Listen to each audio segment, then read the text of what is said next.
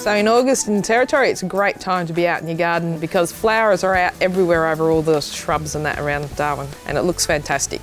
Here are a few things that you can do in your garden here in the Territory in August.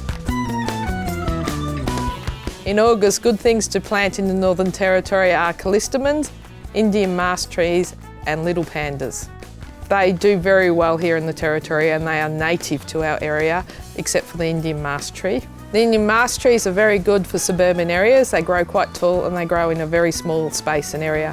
Another plant that you may not have considered is a sweet love tabermontana. The tabermontana is also known as the flower of love, so it has a beautiful white flower with lovely scent. If you don't know what to plant into your garden, pop into the local Bunnings store and have a chat to our local garden experts. They can help point you in the right direction. Of course, we've got our perfect plant promise. All plants are guaranteed except for our seedlings for 12 months. If you're not 100% happy, you can bring your plant and receipt back and get a full refund. In Alice, it's a very good time to be planting out your herbs. Good herbs to put in are basil and chives. Darwin, you're preparing to put in your kangkong and your snake beans.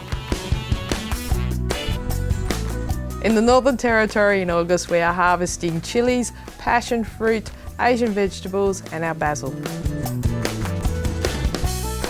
Get out your weeding tools and spend a bit of time removing weeds before they flower and spread seed.